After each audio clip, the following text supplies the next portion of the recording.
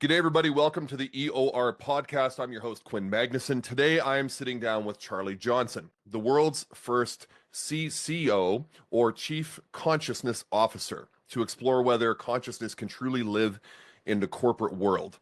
He says yes.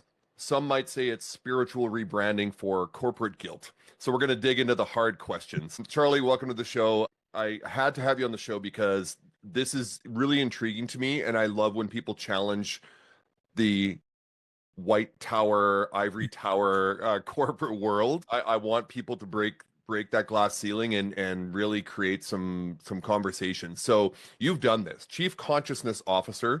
Let's get into this. Let's talk about CCO and how that comparison works.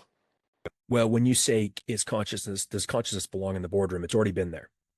So businesses, companies, organizations, employees, executives, they've had a blank check. They've cashed it for $100.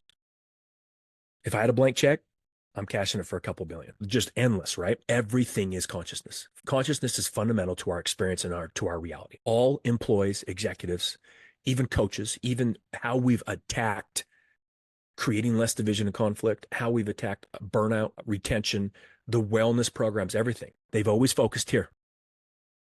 This is the only tool we know. It is the tool that creates the problem, and then we think it's going to solve it. The same mind, as Einstein said, the same mind that creates a problem cannot solve it. We have to go one step deeper to the vast resource of consciousness. Everything is consciousness. Knowledge is structured in consciousness. We are consciousness. Everything physical and non-physical. It's already there. It's not about a question of does it belong there.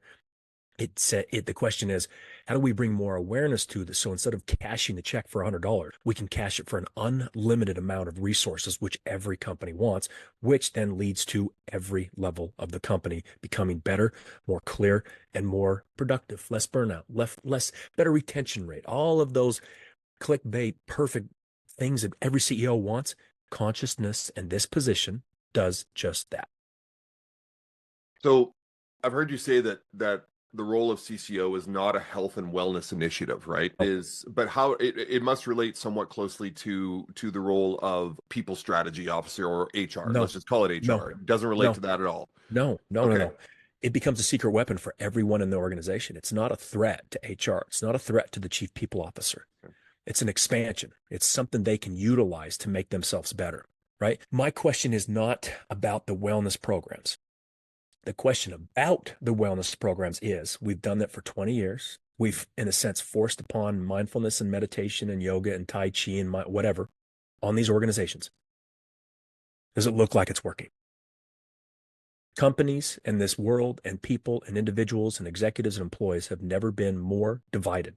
The gap is widening. So the way we've been going about business, our heart's in the right place. I know science is behind it. I know there's psychologists behind it. I know there's spiritual people behind it. We've approached it from the level of the mind. We've approached it in a way where, like for wellness programs, when we don't understand levels of consciousness, and we don't understand that when we ask someone to meditate and they're Catholic, they may think it's Buddhist and be incredibly turned off by it, then we're missing the whole game. And again, everyone says, well, that's not what I did, or this is not what you mean. Or my question is, how is it working? The world of business has never been more divided and conflicted. We need an individual who comes in, not from a spiritual sense, but understands business, who's been through the spiritual path and can bridge the gap. Bridge the gap between all of the worlds. Bridge the gap between different levels of consciousness. Understands business, understands all of the marketing, the sales, the revenue, the financial. Isn't an individual that comes in and says, I'm going to have you meditate and be mindful, and that money's for the birds, and that we need to tear down the system. Because the structure of business, the structure of religion, the structure of any organization works really well. People, their beliefs, their conditioning, their bias, their division, how they see the world, how they were raised. People ruin the structure. They create the division and conflict, not capitalism, not businesses, not everything that everyone in the world wants to tear down. Because they all want to tear it down, but they have nothing to replace it. It's not about throwing the baby out with the bathwater. It's taking what we have now and subtly shifting everybody. We just need to subtly shift, because if we do take down these systems, if we think the world's bad now, it'll just get 10 times worse. We need those.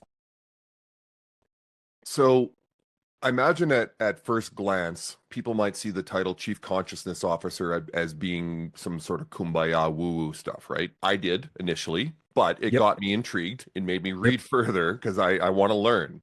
So explain to that person who may see that, let's call it a clickbait headline, Chief Consciousness Officer. How do you explain that it's not this and that it is something that can transform companies? Consciousness is not spiritual, it's tactical. Okay. Everyone thinks consciousness is spiritual because you need to be on the spiritual path. Oh, you're telling me there's not consciousness until you jump on the spiritual path, until you leave religion behind and think you're going to spirituality? You think that's different? It's the heads and the tails of the coin. You're religious, you're spiritual. You're Republican, you're Democrat. You're Catholic, you're atheist. You're a man, you're a woman. You're black, you're white. Every single thing, every aspect, every construct, every idea, every piece of knowledge, everything you've ever known came from consciousness. All these scientists are starting to better understand this. It's fundamental to our experience and fundamental to our reality. Everything is consciousness. This has nothing to do with spirituality. Absolutely nothing. Consciousness is in spirituality, but it's also in religion. Consciousness is in nonprofits, but it's also in for-profits. Everything is consciousness. This position has a business background. They are not some tree-hugging hippie wearing loose-fitting white clothing and a Malabi telling everyone to meditate, and it's all one. I've been around those people. I've been one of those people. I've spent 10 years with an individual who you just can't imagine what he can do. He can do things that defy the laws of physics. I understand both sides of the argument, both sides of the story, both sides of capitalism and the business let me down, so I'm going to go become spiritual and meditate and think it's all going to go away. I'm also in the understanding that spirituality and the spiritual path is not going to do what you think it's going to do. We need to bridge the gap. We need to bridge the gap in politics. We need to bridge the gap in religion. We need to bridge the gap specifically in business. We need to understand the different levels of consciousness for customer service from the mid-level managers, VPs, CEOs, C-suite executives. There could be someone in customer service who is incredibly more high-level consciousness than the CEO. There needs to be someone within the organization that knows how to bridge that gap, that knows how to talk to people about what's going on the planet, why they're feeling differently, how to minimize division and conflict, who can go to the CEO and help them expand from here to here, who can take customer service from here to here, who can take CMOs, CFOs, every one of them. Every one of them is going to expand their awareness and their clarity because of this position, because of the movie you talked about. It's not a cooling. You are literally, with your expanded consciousness and your neutrality, you're walking into a room, you're breaking down walls, and you're subtly shifting everyone in the room to be a part of that consciousness to be more clear. And if they go from here to here, everything you've ever known, every answer, every solution, every problem, every question's been here. And it doesn't matter if you're a Harvard grad, 160 IQ, you're here. Only thing you can see is here. This position, just the fact of having this conversation with you and letting them hear it, expands. It's like the 4-minute mile. It was impossible until someone did it. Yeah. What would be explain to me what the CCO would do in their first 100 days. Let's say a company decides to bring on a chief consciousness officer, and the implementation obviously will begin. What is that first 100 I'm using a presidential reference, by the way, but what does that first 100 days look like for the CCO? What are they looking for? What are they trying to do first? They're observing. They're in all the meetings. They're in the customer service meeting. They're in the C-suite meetings. They're in with the CEO. They're in with human resources. They're in with the VPs. They're in with middle management. They're at the watering hole, getting to know people intimately, understanding their vulnerabilities, how they talk to each other, right? When we get comfortable with each other at work, we say certain things. We spend a lot of time with people we work with, sometimes more than we do with our family. That first 100 days is observing, understanding the culture, because it'll be very quick. I'll be able to see the division and conflict. I'll be able to see why Ed and Susie don't get along. I'll be able to see that this one executive that has an office full of Buddhism and thinks he's open is really not that open, right? I can see customer service and why they're upset, because this position, the biggest point of it, is neutral. Do you know anybody who's neutral? Exactly. Imagine how priceless that is to an organization. The time I spent with my teacher, he had me do all of this work, all of this reading, all of this understanding, not to fill my mind full of knowledge, because the mind's already full. It's just overflowing. He helped me understand that it's all coming from the same source.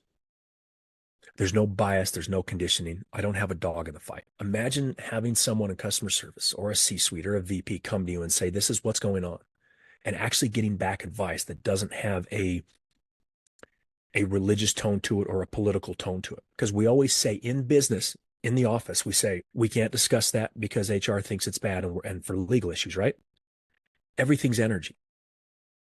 People know where you stand. People know what your beliefs are. And Ed and Susie, Republican, Democrat, Ed could have the best idea in the world, but Susie's going to be very closed off to it just because Ed suggested it. If we don't think that's not happening day in and day out at every organization, you're full of shit. So that is the level of the mind. That's the level of the middleman, the tool that creates all the problems. We go one step further. We start asking the question at every level of the company, what's better, heads or tails? Well, they're the same. Yeah, they're the same. So Ed and Susie, you're Republican, you're the heads. Democrat, she's the tails. Tell me who's better. Well, I am. Doesn't work that way. Just having simple conversations from a neutral standpoint. I've seen this time and time again with my family, my friends, the grocery store, the people on my soccer team, the people I work with. I have the ability, because of this position, because of my neutrality, to have these discussions without offending anyone. And they know I'm not attacking them, and they know I'm not for them. That's a unique place to be. That type of mentality, that type of positioning, that type of understanding, in a sense, is the last frontier, because we're divided and conflicted. We've been divided and conflicted since humanity's been here. We truly believe that our side's going to win one day and the other side's going to lose, and it's going to be utopic. Well, the other side feels the same way, and we've been doing this for thousands and thousands and thousands of years. And here we are, more divided and conflicted. So let's just talk about the root of that issue. That leads into business, that leads into life, that leads into family, that leads into politics, that leads into religion. This position starts to bring awareness to every single thing at the level of consciousness. That's the root. That's where change happens. So if and when a company decides to move forward with a hiring like this, depending on the size of the company, obviously, and there's different situations, but there's obviously going to be the proverbial eye rolling from the employees. They will probably, like I did at the start, think it's connected to some sort of HR initiative, which it's not, which needs to be explained. I guess the messaging needs to happen. But how a CCO into a corporate environment and have them not, receive that sort of, even if it's subconscious pushback, but how do they build that level of trust? Because any leadership position requires trust, to develop trust with the employees, to develop trust, throughout the company. How does a CCO come in and gain that trust right away? I like that you said first 100 days is just observe. But I would imagine that a lot of the employees are going to watch this person, in on meetings, walking around, maybe saying nothing, just observing. They will still see that CCO role as being part of leadership, right? Mm-hmm. And depending on what they think of leadership in the first place, they will see them as either potentially an ally or an enemy. How does a CCO come in and build trust and create a level playing field for everybody? Time, conversations, right? Because their mind will specifically go to, are they for me or they're against me, right? Conversations like you and I are having will just slowly break down those walls. Conversations of just being curious, listening to meetings. Maybe they don't get, there's division and conflict within a customer service meeting, and talking to those individuals after the meeting. It's just going to take time. Also knowing that position does report to the CEO, but they don't have authority over other divisions. They're not part of marketing. They're not part of sales. They're not part of HR. They're not there to tell on anyone. They are a legitimate, like the podcast before this, kind of like the Wendy Rhodes in Billions. Just this neutral individual that in the moment, what you need customer service, they're there for. What you need marketing to have more ideas, they're there for. It's going to take time for them to just observe. I'm going to be observing. They're going to be observing me as well. So they can, when they really start to pay attention, and again, I've seen this time and time again with people, and it happens pretty quickly. They can feel the neutrality. Their mind will go to, is he for me or against me? Perfectly natural. But they will feel the energy. They will see me in meetings. They will start to get a gist that this person really is neutral. This person really is just curious when they ask questions. They're not for me or against me. Once they start to understand that, right, when they're for or against, if they're against, they're used to like leaning on a wall and stopping. If they're for me, they're going to be excited. But when they keep trying to, in a sense, trip me up or ask questions to see where I stand, and they keep falling through that wall, like, oh God, this guy really is neutral. When they start to understand that, this individual, this position, won't have enough time in the day because customer service, mid-level managers, VPs, C-suites, traveling, everything, everyone's going to want their time. Everyone's going to want to be around them. Unlike the cooler, everyone's going to want their neutral advice because they're going to, for the first time, understand how powerful neutral observation and neutral advice is. It's something they've never paid attention to. It's brand new. It's something that's going to be very exciting to these people. I think back to, I've been at the same corporation for 15 years, and I think back to a couple of instances where it's been a leadership, whether it be one or more in the room with myself and an HR representative, someone who claims to be representing the employees. That is always swallowed with a grain of salt, obviously, because as an employee, can you trust that this person is truly, objective and neutral? And I believe you've explained it already, Charley, but it's like that takes a lot of time for that CCO to act and behave in such a way that the employees can feel like they truly are neutral. So my question is this: what type of person makes a great CCO? Because I'm sure I know this is the first time this has ever been created, and awesome for you to develop this. But who are the type of people? What roles have they played before that they could be trained into becoming a great CCO for a company? They're going to have a business background. Okay. And they're going to have time on the spiritual path just so they can understand the other side of the coin. Also, so they can understand consciousness. I've had, because of interviews like this, we've done like 60 of them in the past 4 to 6 weeks, right? People are very attracted to this. I've absolutely been very surprised and very excited about this, right? Hundreds of people have come to me and said, this is my dream job, right? This is my dream job. This is exactly what I've been looking for. I'm glad you're putting words to it. This person has a very well-rounded understanding of the universe and the world behind them, in front of them, and has a neutrality about them. And I will be able to know that very quickly. There aren't that many people who are neutral. The reason many people don't know about the neutral people is because we're so polarized. We always pay attention to who's against us and who's for us. There is a significant group of individuals who are neutral that the world doesn't pay attention to, right? We've never paid attention to them. But look how many podcasts are happening right now. Look at this conversation you had. The world is so divided that the world is consciously or subconsciously naturally coming to, holy shit, this isn't working. What do we need? Well, I'm bringing attention to this thanks to you. We need neutral. This individual has a business background, understands spirituality, understands consciousness, understands both sides of the coin, and has the ability to be neutral in a situation. HR in the past says they are, they're not. You know where they stand.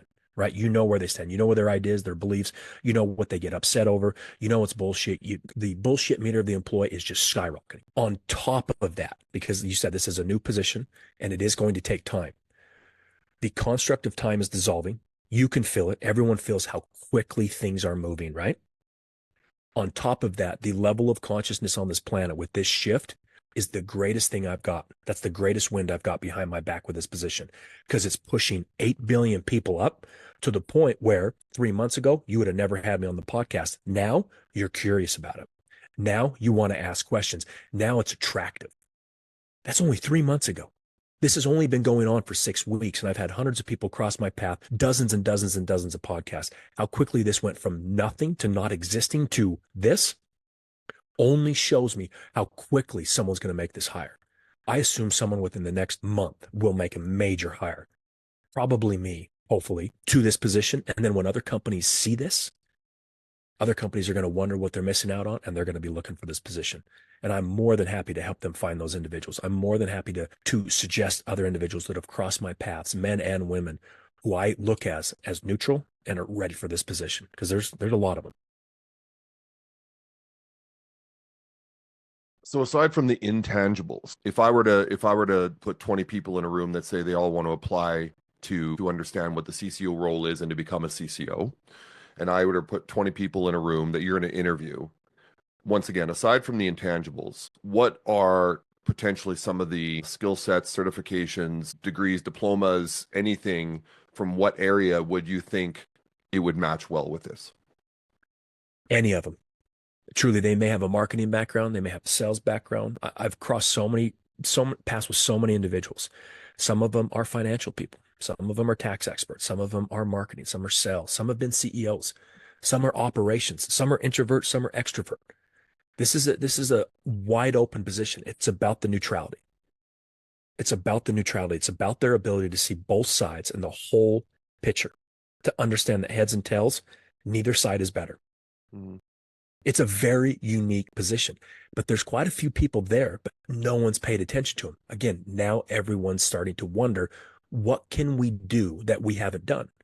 Well, we can go to the middle. We can start paying attention to this neutrality. We can start paying attention to people who don't have a dog in the fight. We can look for neutral advice. Those 20 individuals, their degrees are going to be varied. It's like the CTO, right? Here's the thing about that. 30, 40 years ago, everyone knew technology was taking over. All the intelligent people within the company did. They didn't know how to build a website. They didn't know how to code. They didn't know what a URL was. So they hired a CTO. There were good CTOs, and then there were some not so good CTOs, right? But now it's grown into a position that is, at small, medium, and large companies, everyone has a CTO. This is going to be the same way. Companies, there's just going to be so much going on when that first hire is made. There's going to be companies that look to hire a chief consciousness officer. Some are going to make a good hire, some are not. I'm always open to discuss what that position needs to be. I'm always open to these kind of discussions that are so gratefully brought to your attention, brought to your listeners, so that more businesses, more executives can really understand what this position is and specifically what it's not. That's a big deal, what it's not. So is the role, and once again, help me clarify, and obviously for the audience, is the Yeah. role of the CEO to primarily mediate conflict between two or more, groups of people, or two people, even like you said, Ed and Susan, I think you said. But like, is it to mediate conflict? Like, what is the number one role? If I were to sit down with a CCO and say, what does your day-to-day look like? What is it after that first 100 days? And now they're fully entrenched. What does that look like for them? And what is their true role? What is the ROI they bring to the company in terms of day-to-day operations? When I've talked to a few CEOs, my question to them is, would you rather have a bunch of seventh graders or fifth graders as your employees? And they would always say seventh graders, right? They're a little bit smarter. They handle life better. They communicate better. They're better at math. They're smart. The CCO, literally, just by being present, just by being part of the organization, just by having discussions, being in meetings, emailing people, being at the watering hole, is going to subtly shift every level of every employee, every part of the company. The ROI,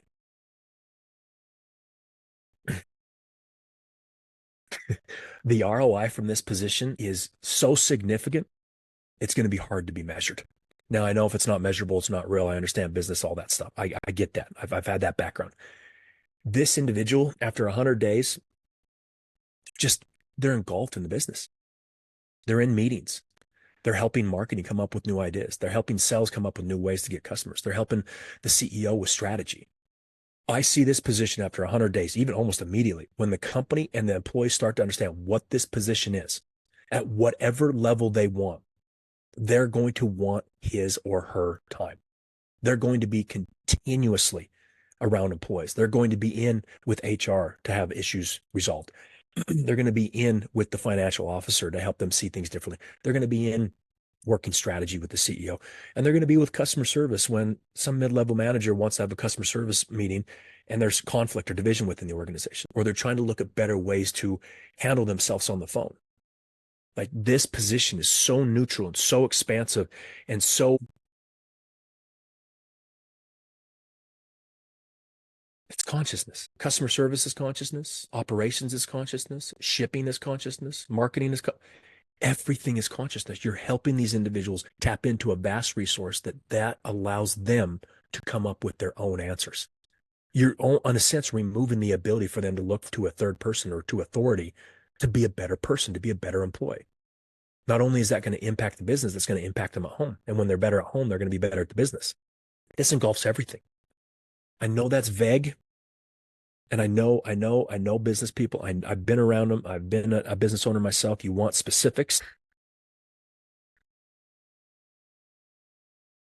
Everything is consciousness, and everything you've done from this point forward in the past has been about the level of the mind, and the level of the mind creates division and conflict. You've done the wellness programs. Very few people are participating. You've done the consultants and the coaches. You specifically as a CEO or a C-suite, you've done the 10-day silent retreats. You've done the ayahuasca. You've done all this. Your company's never been more divided and conflicted. What else do you need to try? What are you missing? What's the next logical hire? Because you have a chief people officer. You have a chief happiness officer, which we've never had more books on happiness, yet we've never been so unhappy. Once again, just another point. We've done the coaches, we've done the consultants, we've done the wellness programs, we've done the books on happiness, we've done the life hacks, we've done all that, and look at the world. I'm not saying it's wrong. I'm simply saying we're focusing here on the middleman. We need to go just one step deeper to consciousness, which everything came from.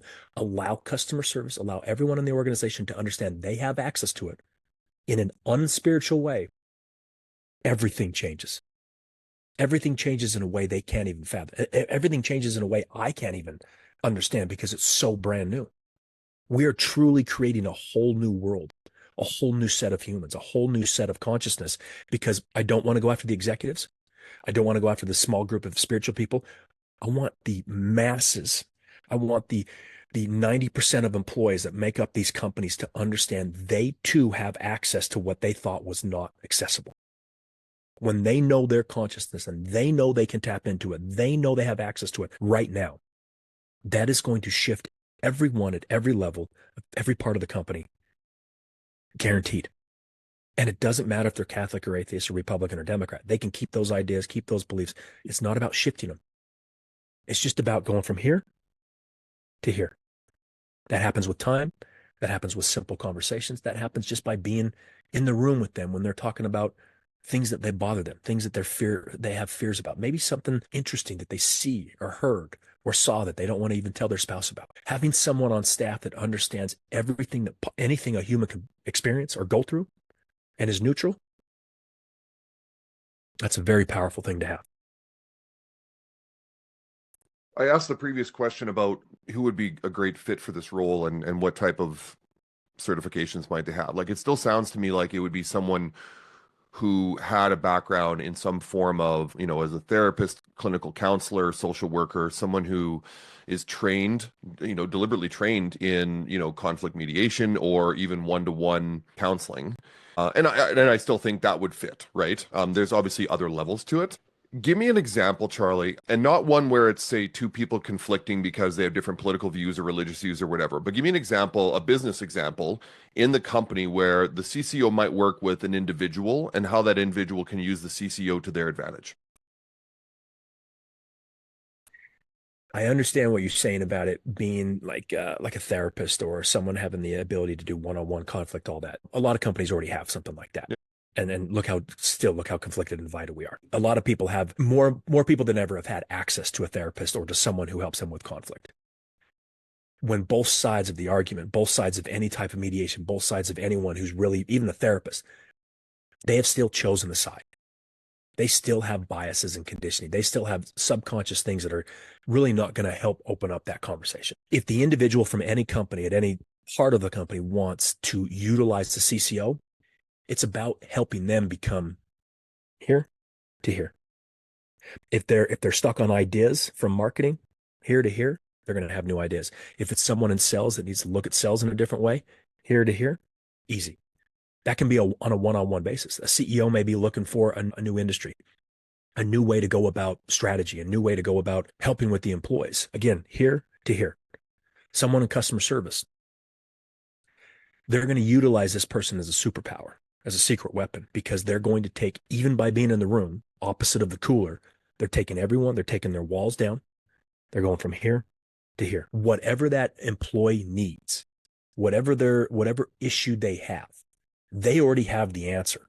But the answer is outside of this box. So when we expand it, they're going to figure that out on their own. Having this individual on staff is going to take everyone that they interact with from here to here. It does not matter their beliefs. It does not matter their ideas. It doesn't even matter if they understand consciousness.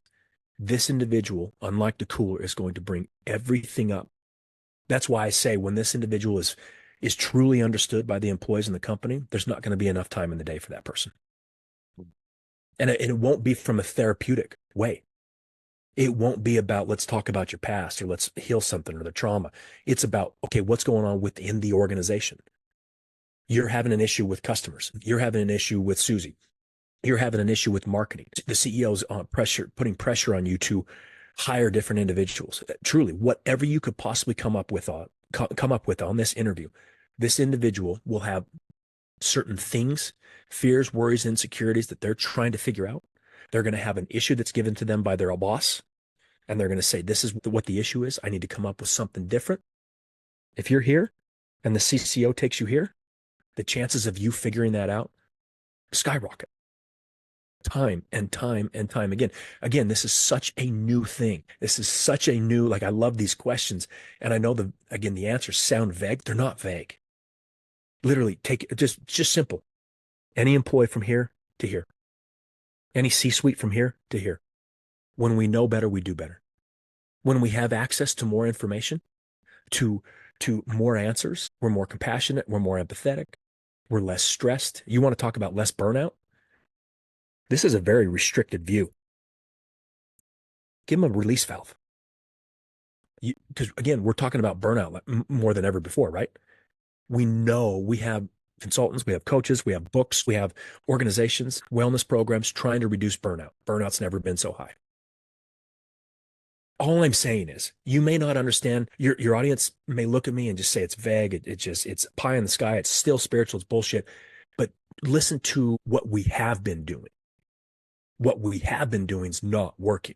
It's getting more conflicted, more divided, more burnout, less retention. People are losing their minds, more fearful. We've got to try something new.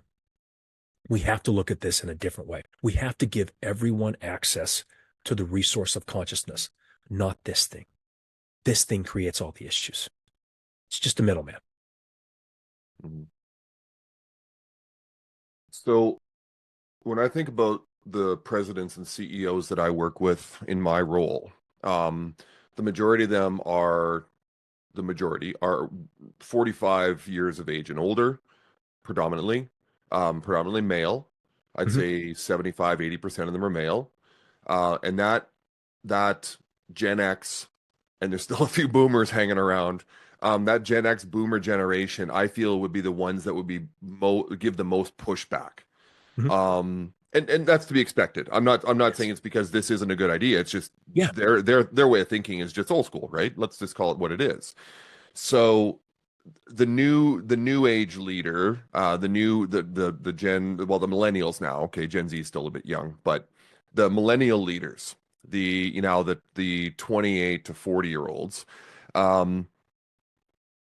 to be able to present this idea, and I'm sure you've done this, present this idea to a company where you have a leader, and let's take age out of it then, Charley. But who are the leaders that are most receptive to this?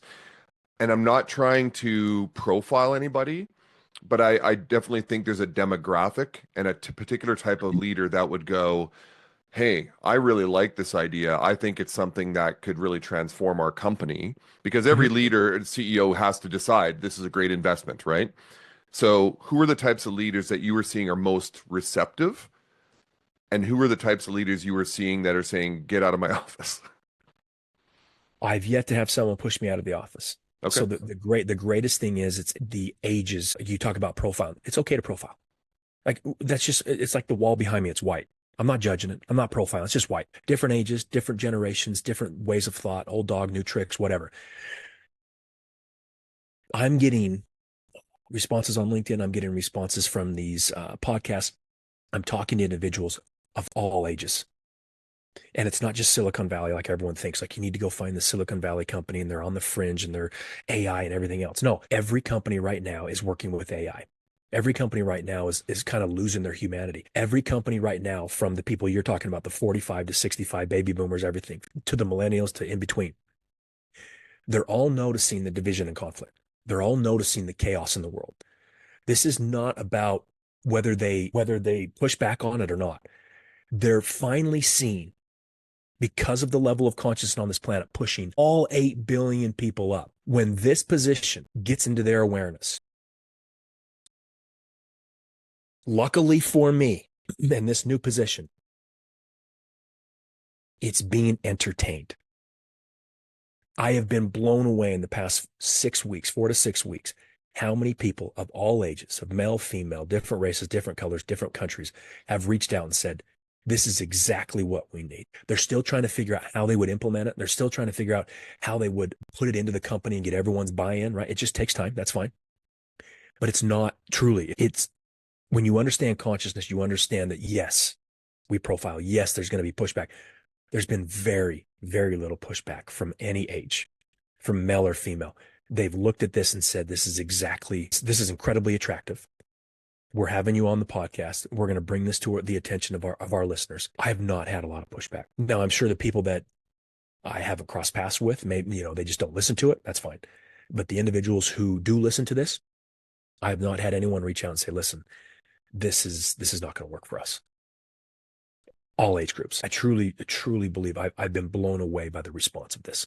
Really have.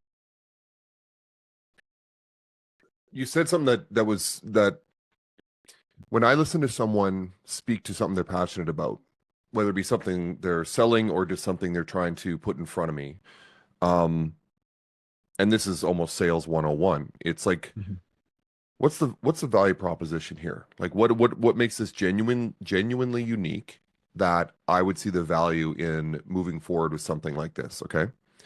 Okay. And you mentioned the business worlds towards technology, which obviously started, decades ago, but has been each decade ramped up and gotten even faster. And with obviously the introduction of AI and how fast that's moved in the last year, even, it feels to me like, at least in my view of what you've said, Charlie, is that we've been pushed so quickly into technology and AI, and there's a labor shortage, and there's the fear of losing your job to, technology and artificial intelligence and so forth, that there may be almost a rebound effect for companies to go, okay, we've incorporated technology to become more efficient, more productive, more profitable. Now we need something to balance that. And that is where I saw this role come in, is to provide that balance, that yin to yang, where Yes. the consciousness officer still creates humanity within a company and all companies are going to move towards AI at some point, creates that balance between human interaction and artificial intelligence. Does that sound about right? 100%. That to me is just a given. That's a natural, because as we push towards technology, as we continuously talk about artificial, it's not artificial. We created it. It's part of consciousness. We just created that construct. They're going to want more humanity. I mean, there's already been a backlash. You look at LinkedIn right now, you look at all these people, you can tell when something's authentic, when it's actually from a human, or it's artificial, it's AI. And people are already pushing back on that. It's a necessity, right? Because companies have to keep up with each other. There's productivity, there's profitability, and everything that this technology does. But for the humans that they're still working with, the humans that they still need to do these tasks, these tools, these creative parts of being just human in this physical realm, a chief consciousness officer will keep that humanity, because everyone's going to be engulfed with artificial intelligence. Everyone's going to be engulfed with technology. This position is exactly what you just stated. They're going to help humans stay human, because everything is consciousness. They're going to talk about it in a way. It's not going to be for AI. It's not going to be against AI. Again, it's going to be in that neutral middle where the human stands. The human always stands between Republicans and Democrats. The human always stands between Catholics and atheists. The human always stands between division and conflict. The human always stands between certain levels of wars. There's always a human in the middle. There's his side, her side, and the truth. We as a human are the truth. We're the middle.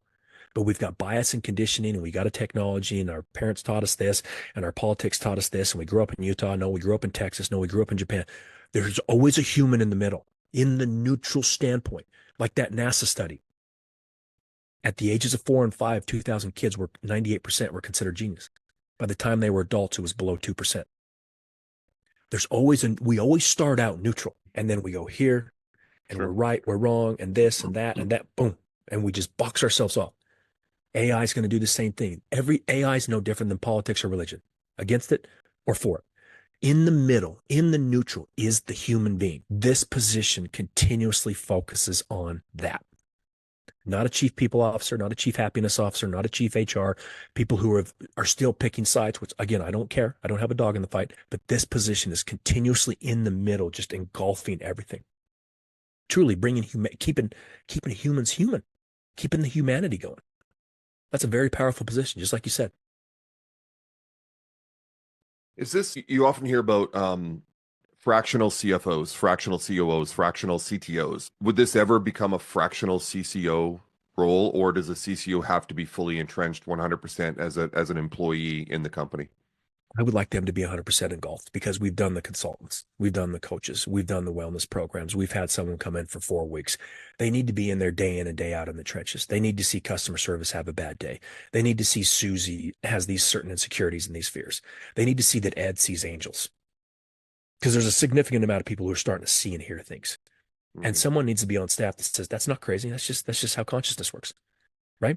And then the executives come back from a 10-day silent retreat, or they've gone on an ayahuasca journey, or they've done something they don't even want to tell their wife or their husband about. Having someone on staff who can help guide them through that process and be there from a day to day. Maybe they go do that, and 2 months later, they've got really deep questions that they don't have access to that individual again. There's so many things that we're talking about here. The companies in the past have always had specific things for specific people. This person's finance, CS, sales, marketing. They've always been very structured, construction, just very specific positions. Everything we're discussing, you and I, is the polar opposite of that. If we keep doing what we've done, we're going to get the same results, and there's going to be more division and conflict. This position is different. It's the middle. It's the neutral. It's just the polar opposite of what we've done. Let's at least give it a shot. Let's at least try. Let's see what happens, because it's the only thing we as humans have not done. We have not done neutral. We have not had someone to be bipartisan. We have not had someone to bridge the gap. We have not had that yet. Let's see what happens. So how does, and I apologize because it might be reiterating the same question but before, but how does the CCO role, let's say now we're 2 to 3 years in, they've entrenched themselves, they've started to build trust. How does this result in productivity and profitability? Because we want to try to reconcile those two, right? Because leaders, as much as they may think that, they hire a CCO, they bring a CCO in, they are all about expanding people from here to here, but there's still the bottom line question, right? So how do you measure the CCO's implementation to productivity and profitability for a company? Well, first of all, I think profitability and productivity skyrocket no matter what. Because if everyone in the organization, there's a lot of successful companies, they're just fine right now, right? But if they've been successful here and they've had access to only what's in front of them, is that not going to guarantee profitability and productivity? If we've gone from here to here, if marketing has better ideas, if sales has more clients, if the CEO has better strategy, if the financial officer understands how to work with the money better, if the HR is hiring better people, if customer service minimizes the gap between them and executives and they actually feel better coming to work, there's less burnout, there's less retention or better retention. Like, think of all the clickbait stuff that you could do to get more people to pay attention. Think about all the business jargon. But let's I can't even think about all that stuff. All of the bullshit, synergy, dynamics, all that stuff. All of that stuff's going to increase because we're going from here to here.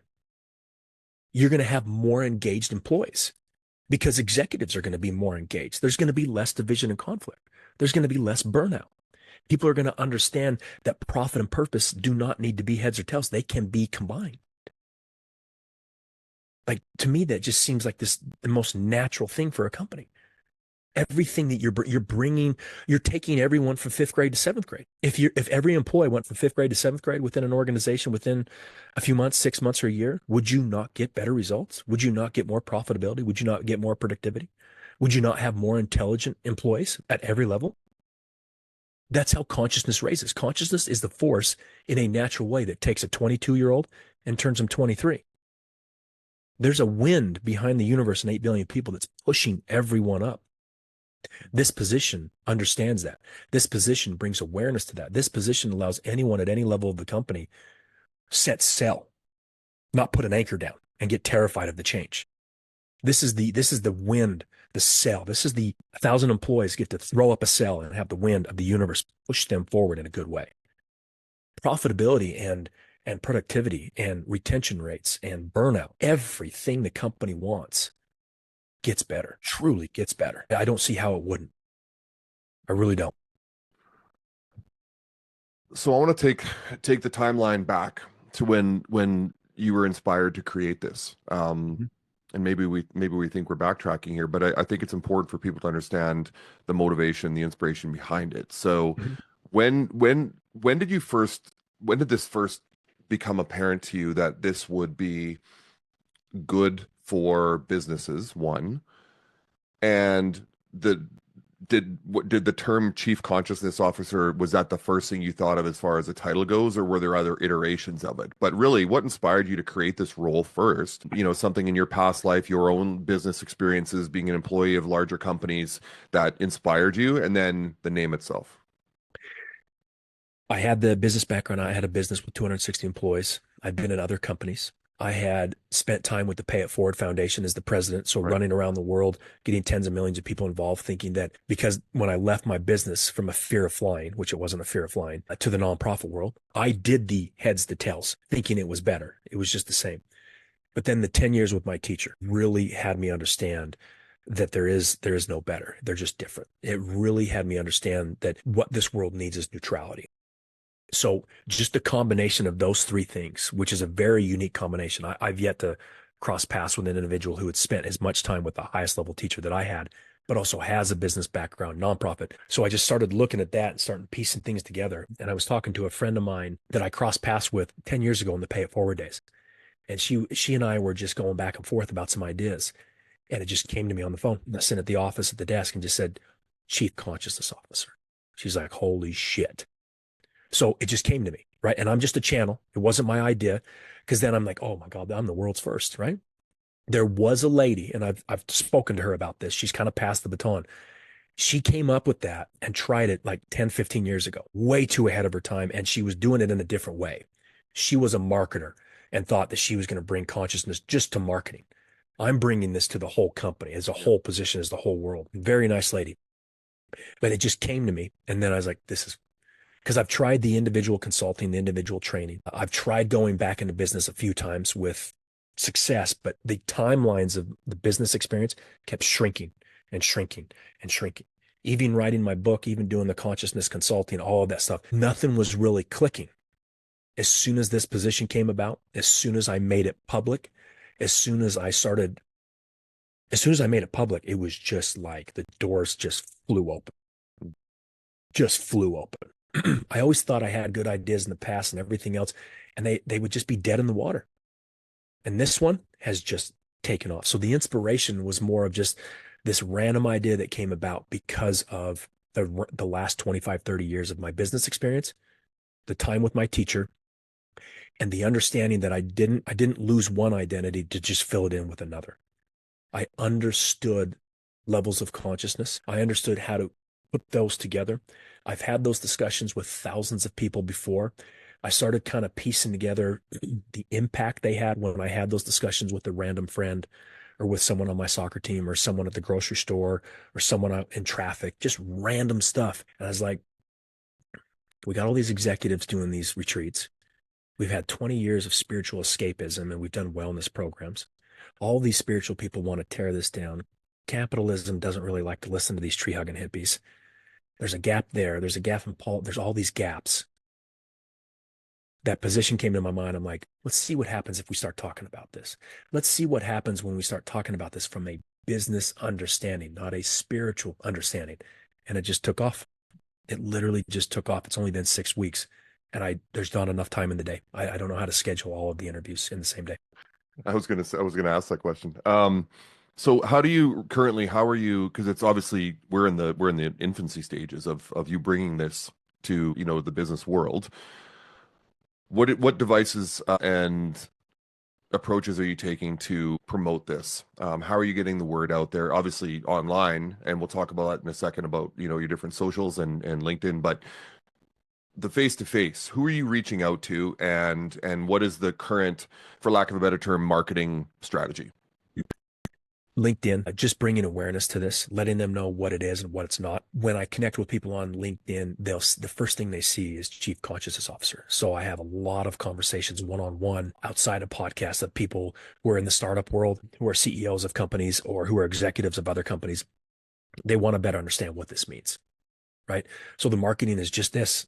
It has to be one-on-one because it's so new that if it was just written or if it was just Yeah. a post, they're going to, like you said, the first thing you thought, oh, it's just some spiritual hippie trying to figure out a way to, no, right? So I have to do this. I have to educate time and time and time and time and time again in posts, in podcasts, in getting this out in front of 1,000 executives or 10,000 employees or whatever. It's just this. This is the marketing. Truly human marketing, no artificial intelligence. Some dude that looks tired because he got up early to do a podcast this morning. Like truly human interaction of what this position is, what it's not. I love to get, when you're already going to ask this, but I want to push people to LinkedIn. I want them to see the conversations being had there. I want them to see this from a business angle, not a spiritual angle. And whoever wants to talk, I'll talk to them. Help them understand, just like you and I did. You can ask all the questions in the world. Some podcasters really like to push me into a corner to see if I'll trip up. Perfectly fine. That helps me better understand the position as well. Yeah. Right. It's just human to human right now. And thank you for allowing your listeners to hear this as well. Well, I hope you haven't felt I pushed you into any corners. I want that, Quinn. Yeah, I want to challenge. Yeah, I want to challenge my guests, but I also want to be respectful because I've gone to that age now, Charlie, where, and this is the expansion of my consciousness. I've gone to that age now where I used to judge. Like, I think it's almost by default. It's natural. It's natural. It's by default. It's taken a lot. I think it takes maturity and life experience and having really negative experiences yourself being judged to finally come to a place of enlightenment where you are now curious, not judgmental. And I'm quoting Ted Lasso. I get it. But almost every conversation that I've had in the last month with my podcast guests reveals that be curious, not judgmental. Every single one. What did you just say, though? In the last month. Yeah. So we're not even paying. That's how quickly things are speeding up. The box of what we've known time, this linear time, the universe doesn't tell linear time like we do. Yeah. It does not know time. You and I only know time so I could show up at 11 o'clock to do this podcast. Just in the last month, you're paying attention to the difference of how you're approaching your guests. Just in the last month. That's how quickly things are shifting. That means at every level of every person on this planet, including business, including executives, including employees. This is the only thing we haven't tried. And it's happening. We've got the wind behind ourselves. This is the beautiful thing. Well, I would venture to say that, when people say that, they're lifelong learners, I'm not gonna try to say that. I'll say that only started in the last 5 to 10 years for me, is when I decided I wanted to know and learn. And the beautiful thing about the internet, as bad as it can be, it's a beautiful place to go and find new ideas, and being able to bring someone like you on the show today because I want to know more. I could have read your profile. I could have gone, oh, what's this woohoo kumbaya bullshit? And went, nope, pass. And I didn't, because I'm like, no, I want to know how this works. I want to bring it to, and even if I disagree with it, it still is, it's someone's thought process that they feel brings value to the human race and to business in particular. And so I appreciate you being on the show today, Charlie, and you're very eloquent in explaining this. And I'm really hoping that my listeners hear that, because they need to hear the explanation of this. And I believe that you're right. This is super early. Education is everything of business owners and people in all walks of life about what the CCO role is. And it's something that will catch on over time. And you are going to Yes. be the pioneer of all of this. It's like you said, like CTO. Who knew what a chief technology officer was 30 years ago, right? So Yep. there you go. Wonderful conversation today, Charley. Where can people find you? Let's get the promotions out. Let's get all your socials up on the board Just here. LinkedIn. I just Just want LinkedIn. people, when you post this video in this interview, just put my LinkedIn and you already have it. Okay, excellent. Well, we're going to do our best to promote you and this idea, just like we do with all of our guests. Thank you for being here today, Charley. If there's anything else we can do, thanks for being on the EOR podcast. Thank you, Quinn. Appreciate it. There, break there.